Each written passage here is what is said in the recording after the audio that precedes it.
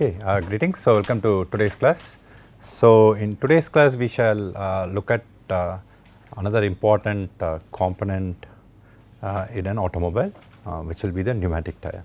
Okay, so we shall learn what is expected out of a pneumatic tire and also how it's constructed and how it operates. Okay, so that's something which we are going to learn. So, if we look at tires, which are used in automobiles, they are very critical components because all the forces, between the automobile, the vehicle and the road are transmitted to the tire road interface. So, let it be for braking or drive or steering and even the vibrations due to the road perturbations, right, all the forces are transmitted to the tire road interface. So, hence tires become critical components that are responsible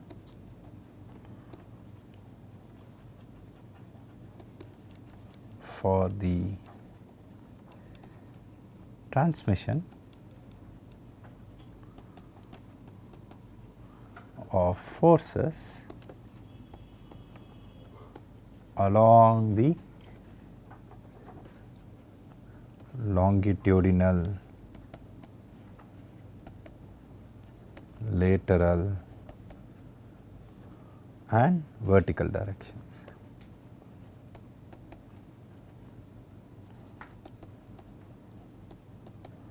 Okay, at the tire road interface, of course.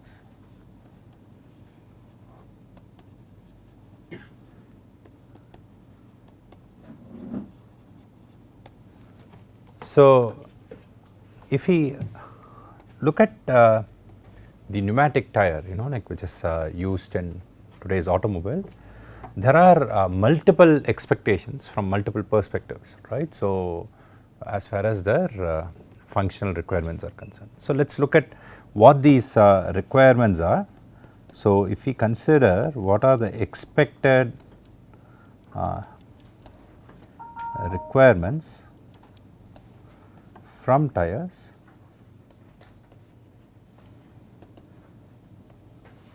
so broadly, if we classify them into a few categories, right. So, let us say we first look at what is typically called as driving safety. So, one requirement is that the tire should be seated safely on the wheel rim, right, and the retention of the tire on the wheel rim is very important, right, because please note that there are significant loads that are transferred at the tire road interface and the tire is also loaded, right, and when we travel at high speeds, the tire is subjected to stresses, right, along different directions. Then it is very important to ensure that the tire is retained on what is called as a wheel rim, right, it should not come out of the wheel rim. Okay, so that is very important, and the tire must also be tightly sealed. See, this is important particularly in the case of tubeless tires, right. So, where we do not have a tube, right, inside the tire cavity. So, air is filled directly in the tire cavity, the space between the wheel rim and the tire.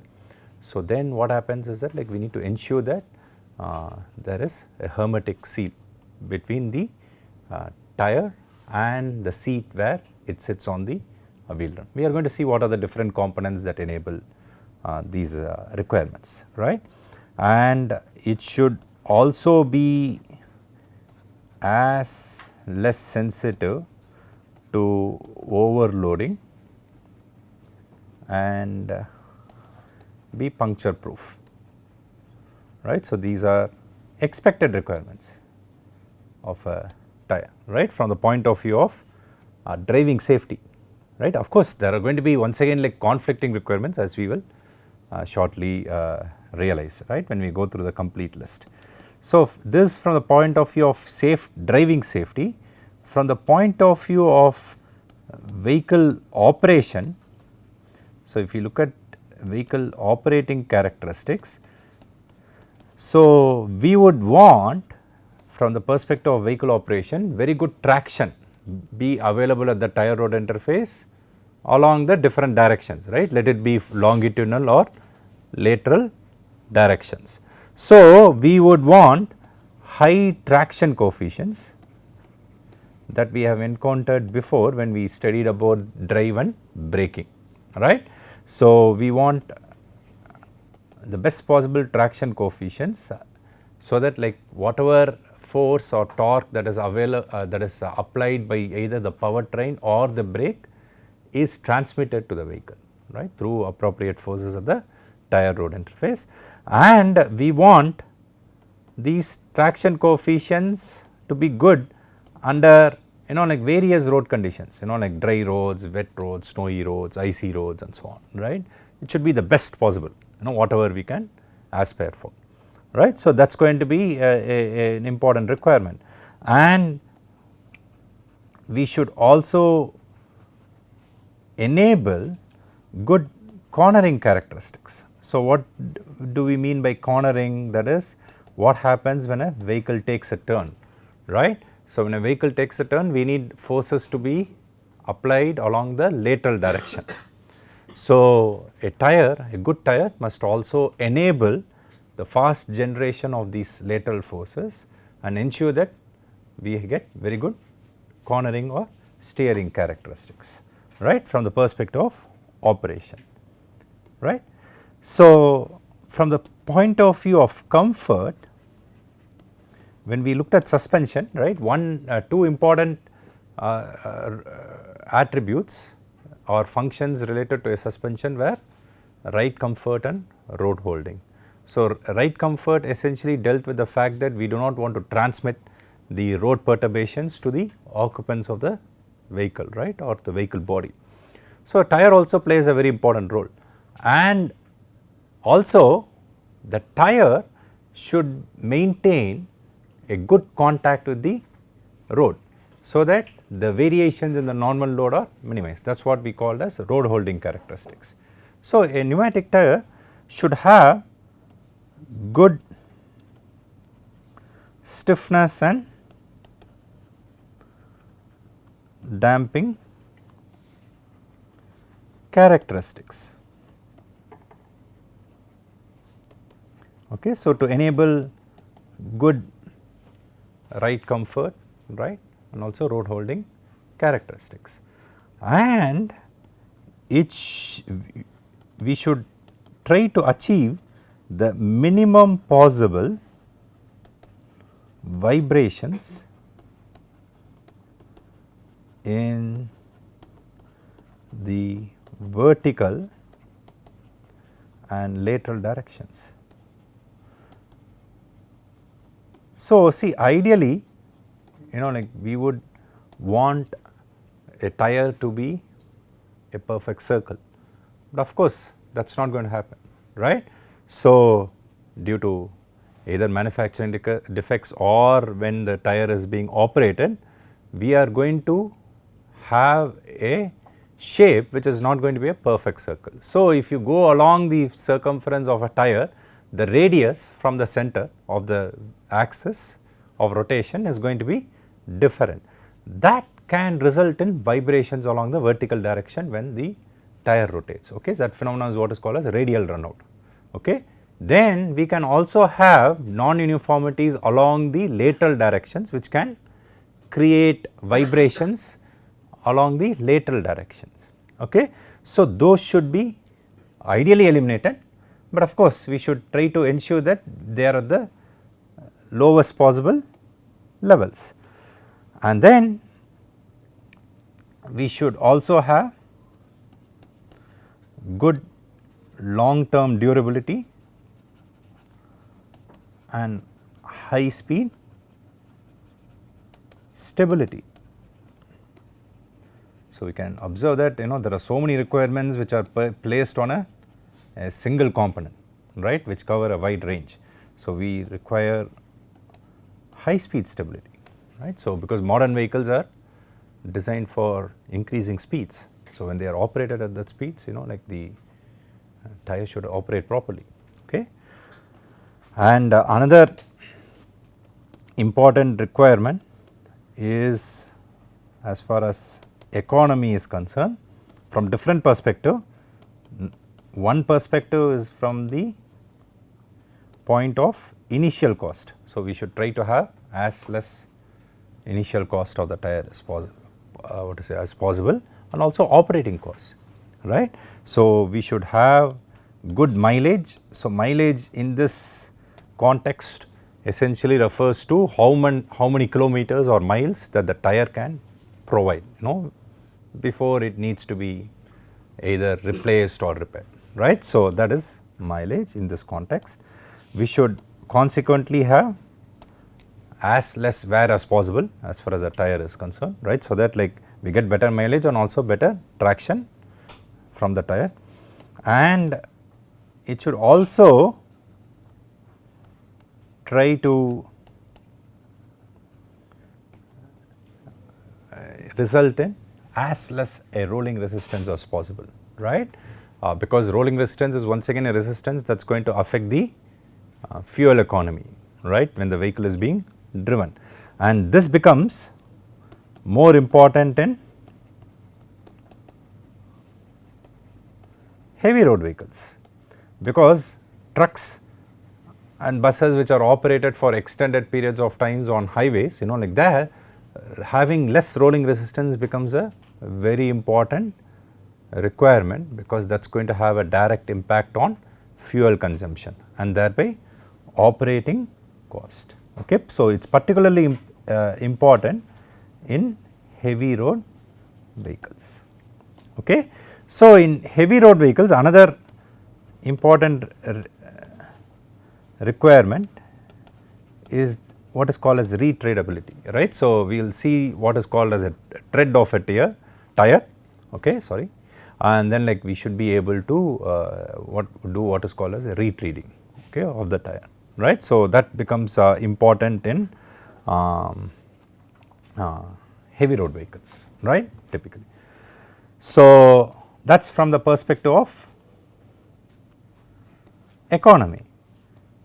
Now, there are also other perspectives. So, there is a perspective from the view of environmental requirements. So, what do we mean by this, right? So, one thing is that like tire noise should be as minimum as possible, okay. So, that becomes a very important requirement. Another requirement is that the raw material and the energy consumed during both tire manufacturing and disposal, okay, become important considerations. Okay, so, we can see that there are different perspectives which essentially place constraints or requirements on a single component, right. So, not only do we need to worry about the materials and the energy required for manufacturing, but once the tires fail, like or wear out or their life is over, right, how do we dispose them, that's also becomes very important, right. So, there are environmental perspectives. So, one can clearly observe that there are going to be multiple requirements which need to be satisfied by a tire designer. So, the natural question to ask is that like what are the broad components of a typical pneumatic tire that achieves the above functions, right. So, if you look at a simple schematic of a pneumatic tire, so we can observe that there are several components that perform these functions, Okay. So, this is a simple schematic where we can observe that a tire like sits on this wheel rim. Okay. So, we can see this wheel rim and we can see that the tire is seated on the wheel rim. Okay. And there are components what are called as treads, okay, which are the components of a tire that are in direct contact with the road surface. Okay. And below the tread there is what is called as a substructure of the tire. This substructure typically can consist of what are called as steel bills. We will shortly see what is the role of these bills, which are typically made of steel, right. And then like we have what are called as plies. Okay. We will look at different types of plies and their role, okay, shortly. Then we have what is called as an inner lining, which is on the innermost surface, like that is a lining of rubber which is provided on the innermost surface. And one of the important components is what is called as a tire bead, like that is essentially like rings of steel wire, like which run along the circumference of the tire, okay, and ensure that the along with the plies, like ensure that the tire is seated properly on the rim and it does not come out. So, bead is a very important component, like which satisfies that function. And then like we have what are called as side walls, which essentially is the structure which goes from the bead assembly to the tread. Okay. Then we have like an inflating wall through which we can pump in air into this cavity and then to maintain the necessary operating pressures. Okay. So, broadly these are the main components of a pneumatic tire. So, let me write down each component and its characteristics. So, the first one is the tread. So, the tread is the ridged or the profiled or the patterned surface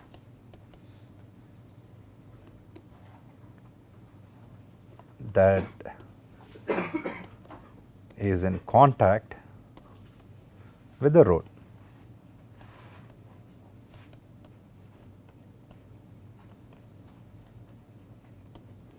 Okay. So, that is the tread. Okay. So, obviously like now we can immediately understand what is called as retreading, right. So, that is if the tread is in contact with the road, like as the tire keeps on operating, right. So, the tread is the component which is going to wear out fast. So, obviously like when the tread wears out fast, like retreading is an operation where we essentially address that issue, right. So, that is what now I hope the term retreading is clear. Okay. So, that is the tread, and below the tread we have various other components. So, let us look at beads, okay, which are here. So, we can observe that we have these beads here. So, what are beads? Beads are nothing but rings of steel wire which are embedded in rubber,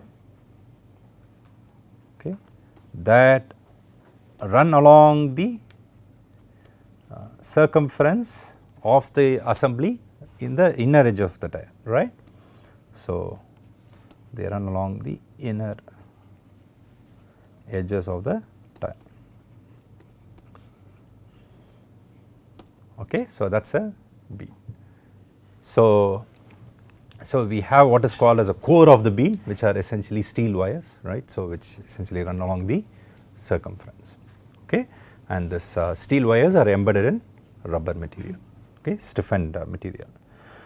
So, those are beads. Then we have what are called plies, okay, which are nothing but layers of fabric and cords that are wrapped around the beads.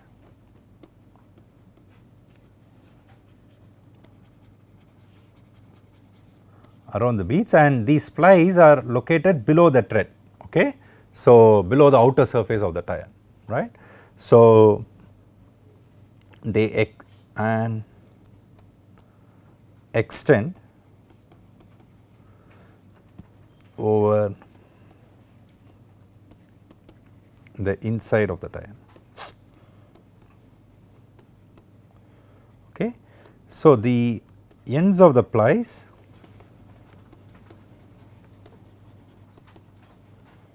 are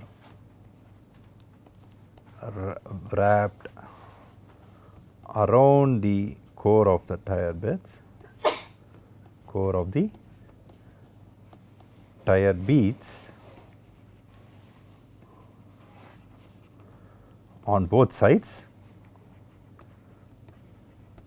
So, what do I mean by this? So, we can see that if you look at both sides, like the core of the tire bead and the plies which are wrapped around them, they form the main structure or main connection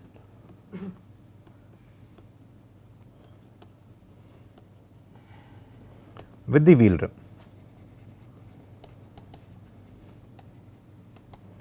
Okay. So, that is a bead. So, essentially we can immediately observe that the bead is critical in the sense that should provide a good seating of the tire on the rim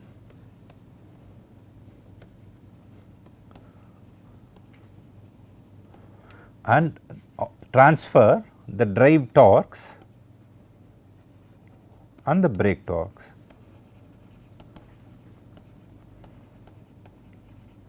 from the wheel to the tire, right. So, that is another important function of a bead assembly. Okay. So, and it should also enable a good seal, particularly in tubeless tires, right. So, to prevent any leakages. So, these beads become very important, right. Okay. So, the next component is what is called as a sidewall. As we discussed, what is a sidewall? Sidewall are these components. Okay. So, the external surface of the tire which go from the lower end, which is the bead assembly, to the treads. Okay. So, that is what is called as a sidewall. Okay. So, the sidewalls are attached to what are called as the shoulders, okay, on either ends of the tire assembly, and that leads to the treads. Okay. So, what are these sidewalls? Sidewall connects the bead to the tread through shoulders, through what are called as shoulders, right. So, that is an important role of a sidewall. And today, like in most tires, we have what are called bells which run below the tread and they provide stiffness and support. Okay. So, typically we have bells that run around the tire below the tread to strengthen the body plies and the tread. Okay. So, we can see that the pneumatic tire has so many components of what to say, not only varied materials and also, but also which perform various functions, right. So, the last one is what is called as a liner. It is nothing but a thin, it is the inner lining, it is the thin layer of rubber material on the inner tire surface. Okay. So, that is what is called as a liner. So, these are the typical components of a pneumatic tire.